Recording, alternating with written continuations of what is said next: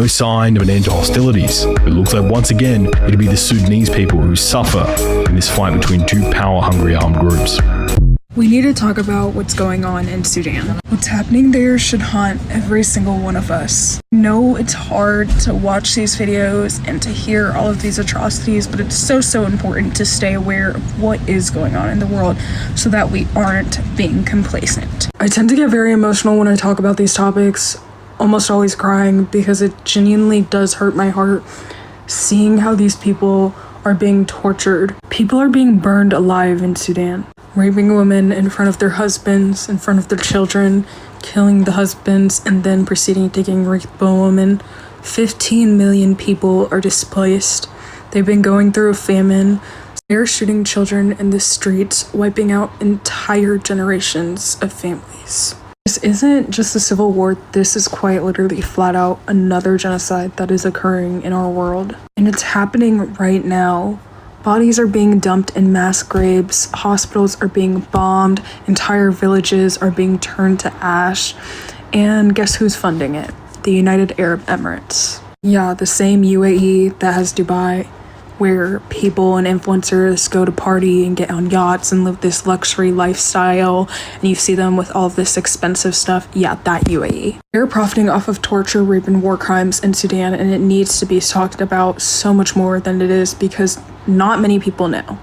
A lot of people are aware of what's going on in Sudan, but not many people know who is funding it and who is profiting off of the suffering of people.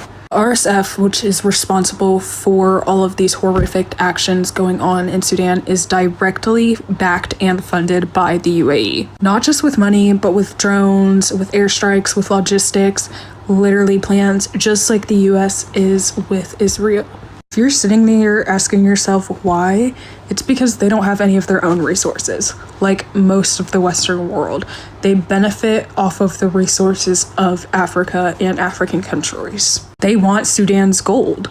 Sudan is rich in gold, and I mean extremely abundant in it, as most African countries are abundant in some sort of resource. RSF is letting the UAE illegally mine it so that they can get funded in return. It's quite literally blood money, and it is disgusting to see. Gold gets shipped through Dubai, gets polished, melted, branded, you know what, and then guess where it ends up? On our wrists, on our ears, necklaces. All of the gold that we are wearing could potentially be from the Sudanese genocide. Our electronics are directly from the Congo genocide. The stuff we use day to day is directly from the torture of African bodies, and that is why you need to care. It is so damn important because without the suffering of these people, you wouldn't live the life you live today. Not only is that despicable, you should be loud about it. You should be yelling because there is no reason you should have resources that the African people don't have themselves, but they're being abused for it. While the Sudanese people are being murdered, governments are making thousands, millions, trillions of dollars. Corporations are just getting richer and people are just scrolling on their phones like nothing's happening. It is very important that you're aware of what is going on. And this isn't new. European forces would install rubber quotas, so children, families had to mine for impossible quotas to meet for rubber, and if they did not meet those requirements, their hands would be chopped off. I mean, look at this picture. This is horrific. Babies, children had their hands chopped off so that colonizers could profit. Do you know what it's like to never be safe in your own skin from birth?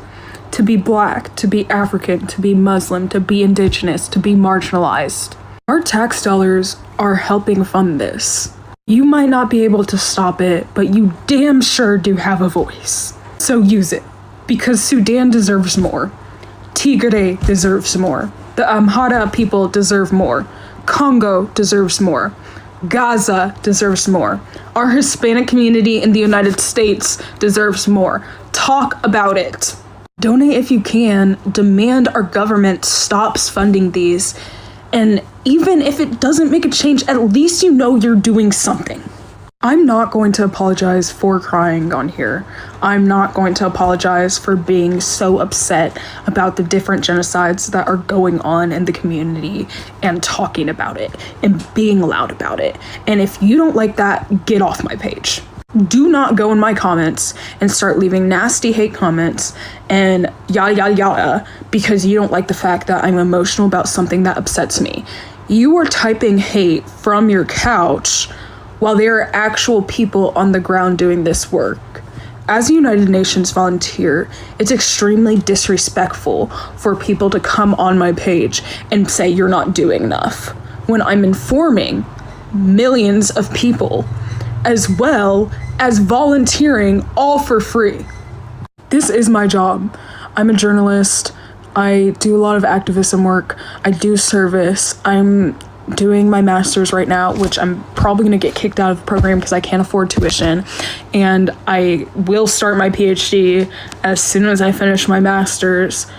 And I can barely afford rent because I chose to do this work, the things that matter, service, justice, and activism, over doing some 9 to 5. Does that mean some nights I don't eat? Yes, but I will never know what it's like to be a 6-year-old in Sudan or in Gaza who's gone 5 days without food or water at all, who's standing in a humanitarian aid line being shot at. And that is heart-wrenching to me, and I'm not going to apologize for crying about it. I have thousands of dollars I have to pay for tuition, for getting my stuff to Spain to do this work, to get trained for a lot of my volunteer work, to do my interviews for exonerees, to fly to prisons, to do work there. You do not know what someone is going through, and I'm not about to take my phone and take my camera into my justice work and use it as a photo op.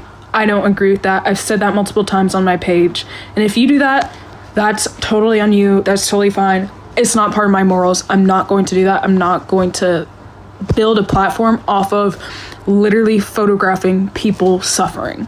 That is not who I am. So it turns out the conflict that you don't know anything about